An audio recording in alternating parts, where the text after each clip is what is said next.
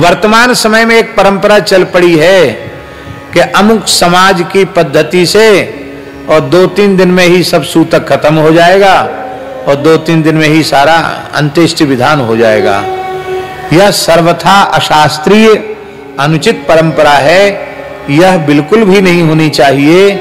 अंत्येष्टि विधान शास्त्रीय विधि से होना चाहिए और पूरा त्रयोदशाह तक की संपूर्ण कर्मकांड की विधि अत्यंत उदारता पूर्वक और अत्यंत श्रद्धा पूर्वक संपादित की जानी चाहिए। नहीं तो संतान को कृतज्ञता का दोष लगता है। अपने पिता की संपत्ति का वह उत्तराधिकारी है और पिता के परलोक गमन के पश्चात उसके और्ध्वदैहिक कृत्यों में वह कंजूसी करता है, उसके परलोक में उसके कल्याण की चिंता नहीं करता है, तो संतान कृतज्ञ मानी जाती है।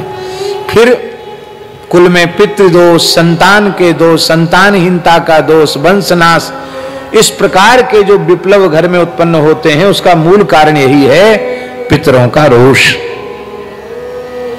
इसलिए सारे कृत्य शास्त्रीय विधि से संपन्न होने चाहिए। गृहस्थ व्यक्ति का अंत्येष्टि संस्कार होना चाहिए। सन्यासी को अग्नि में नहीं जलाना चाहिए। जो निवृत्ति मार्ग के पथिक हैं, विरक्त हैं, उन्हें उत्तम पक्ष है कि उनकी जल समाधि हो और कहीं जल उपलब्ध न हो तो उनको धरती में उनके देह को स्थापित करना चाहिए। थल दाह कहते हैं उसको, वो होना चाहिए, पर अग्निदाह नहीं होना चाहिए।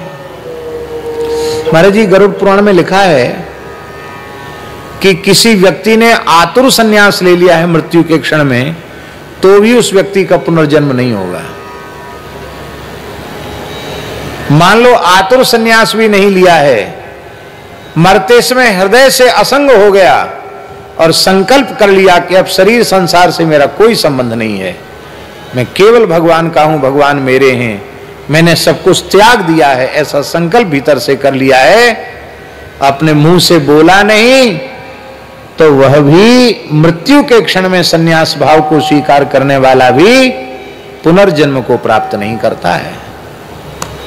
ऐसा गरुड़ अभी पाठ में अभी आए, 2-3 दिन पहले ही आए पाठ में। पर सन्यास माने केवल एक वेशभूषा मात्र नहीं है। सन्यास माने असंगता की चरमावधि। मृत्यु के क्षण में शरीर की, संसार के संबंधियों की याद ना आवे, केवल भगवत चिंतन हो, केवल ब्रह्म चिंतन हो। ये महाभारत में विदुर जी के संबंध में लिखा है, विदुर जी ने कहीं विधिवत संन्यास नहीं लिया था।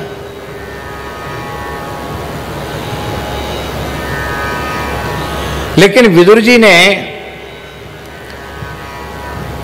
धृतराष्ट्र गांधारी के दावानल में प्रवेश के पश्चात, उनकी सदगति के पश्चात उन्होंने विद्वत संन्यास ग्रहण किया था।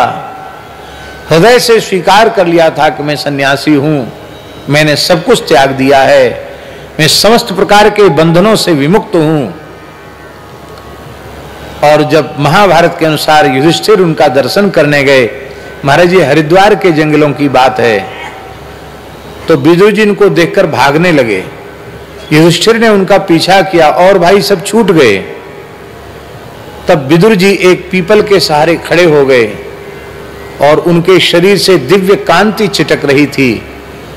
उनके नेत्र बड़े तेजोमय थे और उन्होंने अपनी दृष्टि से जैसे ही युधिष्ठिर की दृष्टि एक की, युधिष्ठिर की दृष्टि से दृष्टि मिलाई, उसी समय उनके शरीर से तेज प्रकट हुआ और नेत्रों के माध्यम से, युधिष्ठिर के नेत्रों के माध्यम से उनमें समाहित हो गया। उन्होंने अपने देह का त्याग कर दिया। युधिष्ठिर ने रुदन किया, मेरे चाचा, मेरे हितैषी, यही एकमात्र मेरे हितैषी थे, चलूं मैं इनका शास्त्रीय विधि से दाह संस्कार करूं। वे काष्ठ इकट्ठा करने लगे। उसी समय आकाशवाणी हुई, धर्मराज युधिष्ठिर, तुम अधर्म का काम मत करो। इन्होंने हृदय से संन्यास भाव को स्वीकार कर लिया था, इसलिए अब यह अग्नि संस्कार के अधिकारी नहीं है। इनको गंगा जी के जल में प्रवाहित करो। इसलिए सर्वथा निषेध है, विरक्त का अग्निदाह सर्वथा निषेध है। हमारे श्री अयोध्या जी में श्री रामानंद संप्रदाय की पवित्र परंपरा में अयोध्या जी के जितने विरक्त संत हैं, चाहे वे बड़े से बड़े महंत महामंडलेश्वर ही क्यों न हो, वो सभी अभ्यागत सामान्य संत और बड़े श्री महंत सबका अंतिम में शरयू जल समाधि ही सबको दी जाती है।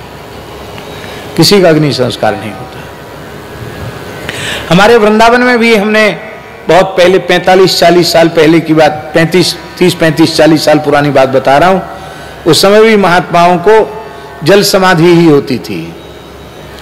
अब अग्नि में जलाना लोगों ने शुरू कर दिया है, पर अग्नि में जलाने के बाद और तर्क ये देते हैं कि हमने अग्नि का त्याग थोड़ी किया। अरे भाई, त्याग तो नहीं किया, लेकिन अग्नि में संस्कार कर देने के बाद फिर संपूर्ण वैदिक कर्मकांड होना चाहिए।